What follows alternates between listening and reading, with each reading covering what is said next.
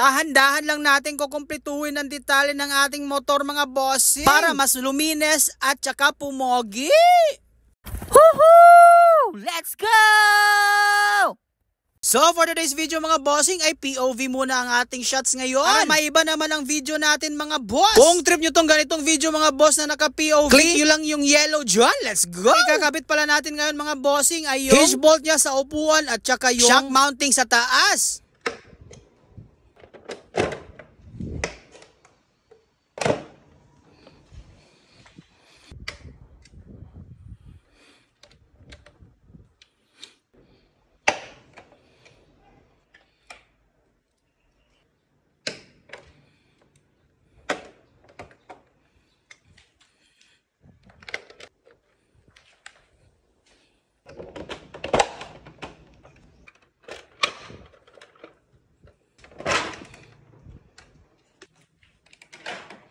Ang sarap ng tunog mga bossing, parang nagka-chiropractor tayo ng motor.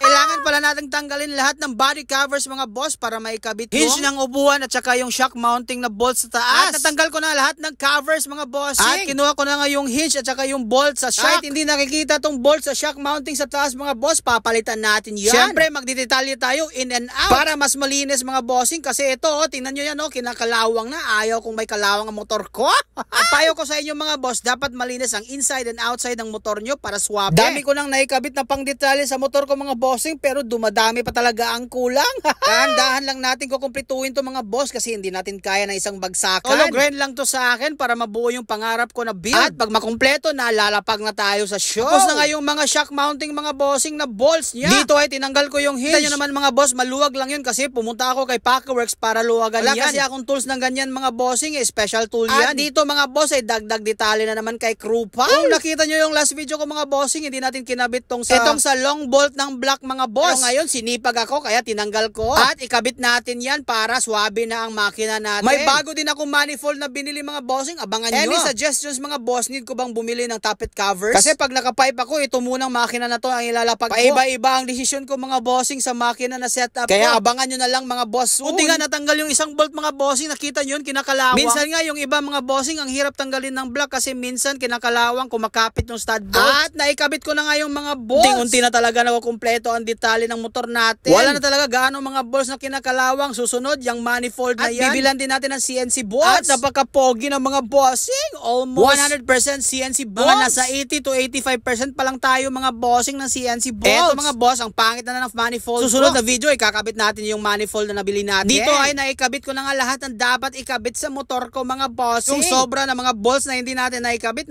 na natin. Medyo malinis na tingnan mga boss, wala nang kalawang gaano ang mga bolts ng motor natin na si Krupal. At syempre mga bossing, bago natin ibalik ang mga covers ay lilinisan natin to. Medyo may alikabok ng konti kasi ginagamit natin tong motor na to mga boss, hindi lang to dito sa bahay. Ini-stroll din natin to para hindi naman maumay ang motor natin na si Krupal sa bahay. Yung unang plano ko sa pipe natin mga bossing na KOU or Q, yun na lang talaga bibilhin ko soon para wala nang palitan. At natapos na nga nating linisan at ikabit yung mga bolts ni Krupal mga boss. Medyo napagod tayo dyan ng konti kasi galing tayo sa lagnat mga bossing. Pero pagdating kay Krupal, mawawala talaga ang pagod ko.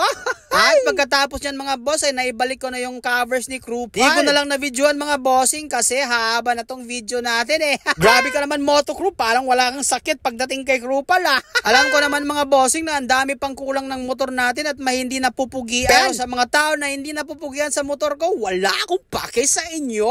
Sa mga nag-appreciate ng motor ko, salamat, I love you all.